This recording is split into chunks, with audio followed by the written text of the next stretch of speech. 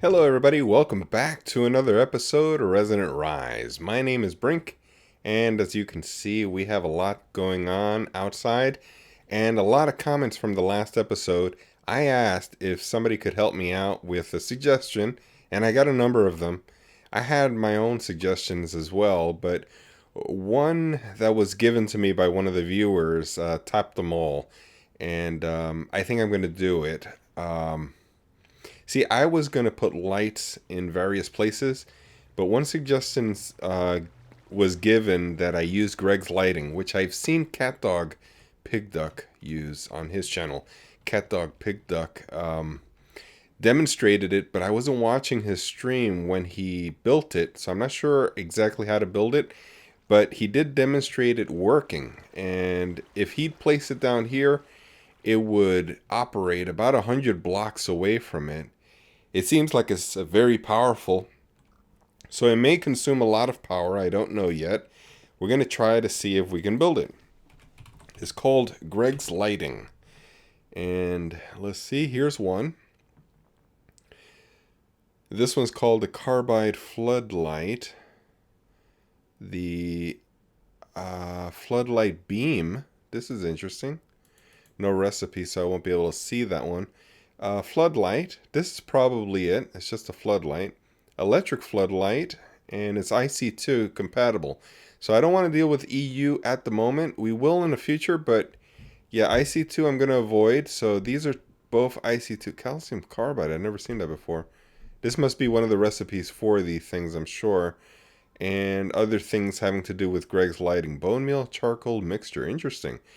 All right, so I'm thinking this is an EMC of 199 and this is an EMC of 13,000. So let's see what this involves. Pretty basic recipe except for this glowing alloy ingot. Let's take a look at how you build that. This is super simple. We can definitely do this. Let's make a stack of that.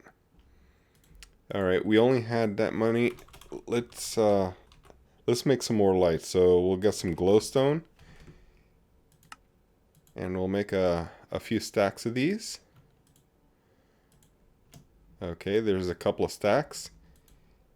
And then Greg's lighting. Let's take a look. Make a stack of these. Wow, we can't really make a whole lot. They consume a whole lot since it's 8 glowstone all around. But we'll stop there and see how many we can make of these lights. I'll just make one just to see how they work. Tesseract. I don't have one. Let's check in our quarry bag. I'm sure I have a spare Tesseract there. I do. And yeah, I'm going to leave that conduit there. Let's use a different conduit. High-powered one. And let's take a look at how we do. Now I'm going to hit F7. Get some lights going here so we can see the difference. And we'll put this here because I sort of want to light up this path to a tower I will have in this area for the portal. No GUI on this. Alright. So, I don't know. I'm thinking this is the lamp up here. And this is the vent down here.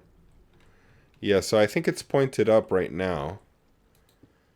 Let's see. This is... We need to set our own channel right there. And to receive power. Yes. And so this should be on right now, and it isn't. Alright, let's break this and maybe connect it against the Tesseract so that it points this way. And I don't see that it's on, so let's try something else. It may be redstone activated. We can use a torch, but let's use a lever instead. Oop, I hit the elevator by accident. I was flying right off the elevator. Let's see, let's turn this on here. There it is. It cleared up a whole set of light across here. And we can see that it's on. It's very white here. You know, it'd be incredible. Let me just try something. Oh. It is quite incredible. This just works with redstone. It clears up all this light here with redstone. Let's see how far it goes. Goes pretty far. And I don't think this is the magnum torch. Yeah, this is Greg's lighting going all the way over here. So that's pretty good. That is awesome. It's going to light up a path here. And we can get a few of these all the way around, all around the perimeter area. I wonder if it'll get rid of those shadows there. Let's give it a quick try to see if it'll get rid of those. Let's point it this way here. And give it a redstone signal here. It did. It cleared it all up. And it brought some light out of this tree here. But now the shadow's on this side. No problem. Very low amount of shadow. And another thing I want to try out real quick. Let's give this a try. I want to go up a bit. And it still does illuminate. So it's a couple of blocks lower and above the actual light. So it does act sort of like a flood lamp where it spreads out its light across. That's awesome. Alright, so I'm going to get a number of these lights all around. And we'll illuminate this area. I think it'll look real nice.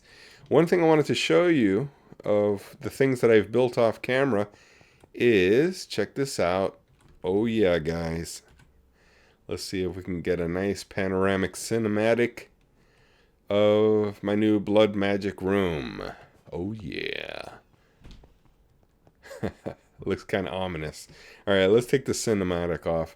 What I have is a clear red glass, tinker's glass, around a black border frame of stone wall. Extra Utilities stone wall, which you can paint using a paintbrush and some dye. And that's about it. So I used the mystical petals to dye all of this. I got thousands. And I made one little glass above the exit here. And the only thing I see that maybe needs a little bit of tweaking is I think we need some light over here.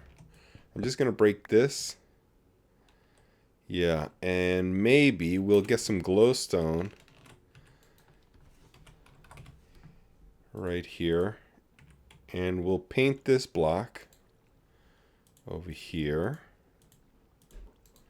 to a nice color of block to light up this area. And I think it'll look better that way. Oh yeah, that looks a lot better, more inviting. And then another thing I want you to notice, if you would, see how the wall sort of looks a little bit dark down here and then it gets brighter as you go up? I think, I may be imagining that, but it seems that way to me. I think it's because this is a lava stone and I believe this gives off some light, if I'm not mistaken. One way to check, we can actually put this block here, any block, and then hit F7. And do we have our F7 on? I think it is on. Let's see, F7. Yeah, I think it is on. So I think this does give light.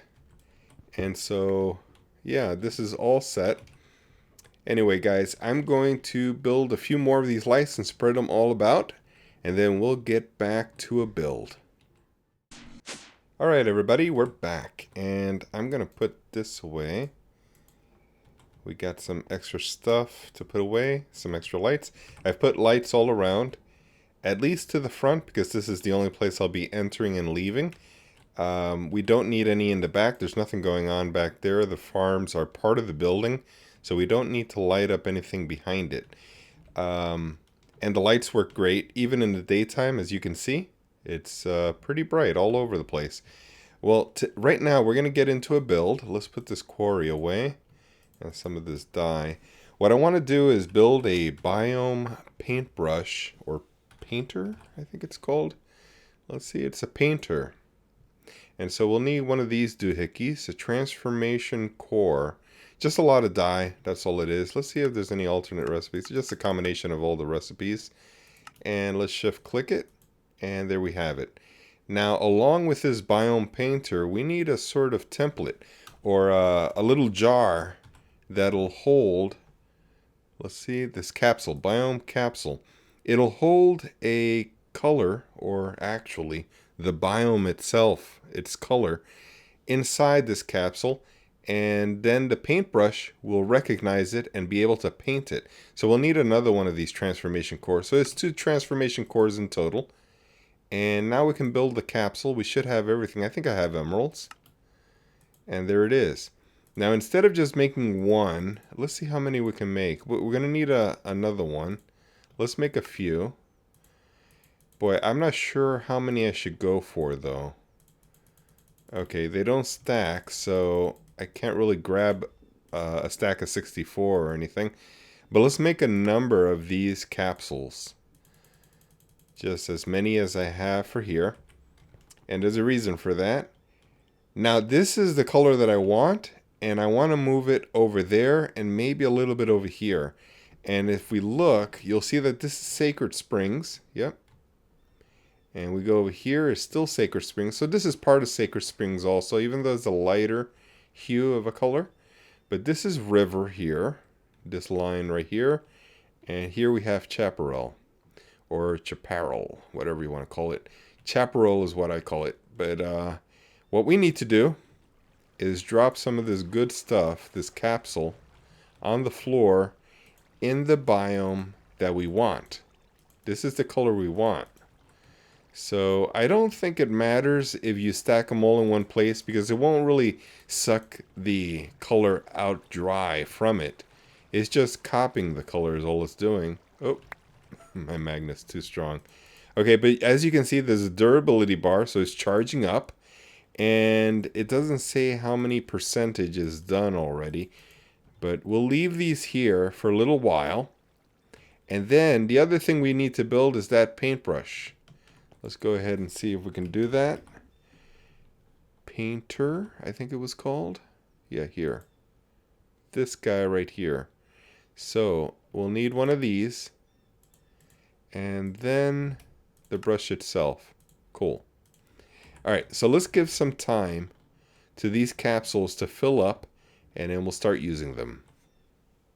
Alright, our paint should be ready, but before I grab it, I noticed out here as I'm looking out the window, this still looks a little bit dark. So let's grab another light. I had one extra and a lever. Let's grab that and put them in our bar. Now,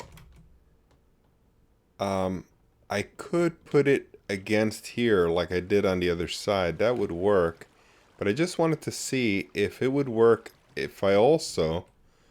Let me try this. Something I want to try. If it'll go through leaves, and I think it will. I think these things do go through leaves. Now, I believe it was between these two. Yeah, this is the dark area here. But here's the problem. I don't know if there's... let's see if we can go around here. If there's any wood along the way, it's going to get stopped up if there is. But let's give this a try at least. Okay, it's on. Let's go down here. No, it doesn't. Okay, so it could be that there's wood between. Not a problem. We can find another solution. We can simply... You know, we could put it on the other underside of the tree itself and point it down from here somewhere. But instead of having it show too much, I'm just going to put it here instead. You can see how I did this here. Let's turn on... You know what? I'm going to need a block on this side, though, to point it outward like that. We'll get rid of this block and that one. And we'll light up maybe this side, like that. And that should work. Oh, I didn't know it was supporting a block here. No problem. That's good. And that's lit. Excellent work. Okay, so the next thing we want to do, we want to check on these paint buckets and see if they are full. They are pretty full. I think they're full. Let's grab them all and put some stuff away. Yep. Okay, so now that I have my paintbrush it's going to go, I don't know how this works, whether it'll know which of these paintbrushes, I'm sorry, which of these capsules to pull from for the brush. Because what if I have multiple different biome colors? How will it know which one I want? It's something I don't know how it goes, how it looks for it. But as you can see, it's getting darker and darker. I'm just going to go along here and maybe go along the edges. And let's see how much this is wasting. It looks like it's only pulling from this one. Seems to be working just fine.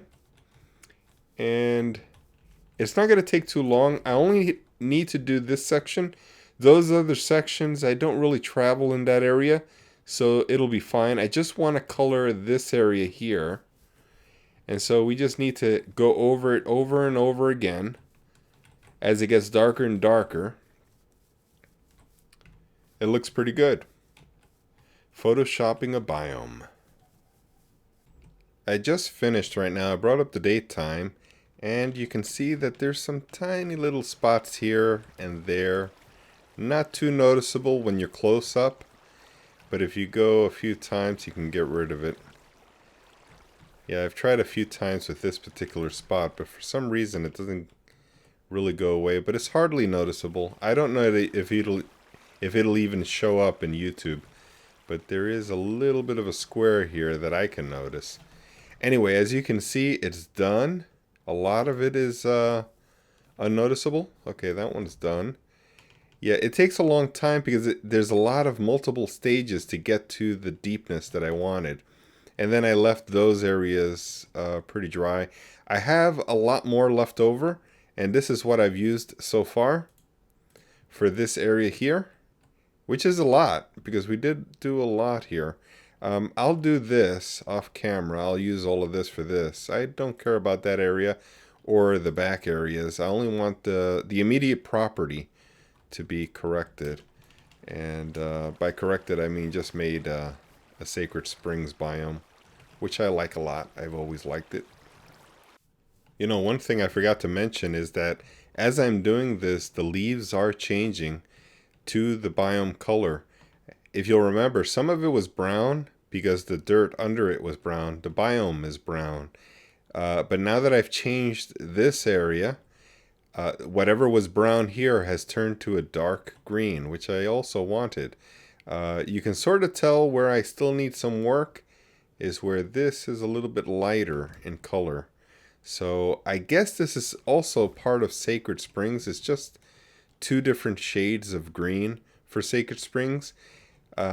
Yeah, but I just wanted to tell you that the tree leaves are also changing a little bit. Alright, so that'll do that. I really can't get rid of this square. I still notice it. Not much I can do about it, but we are in ocean. Ocean biome. Not sure if that means anything, if that's the reason why I can't get rid of it. If you have any ideas, let me know. But let's go up here real quick. I wanted to show you something.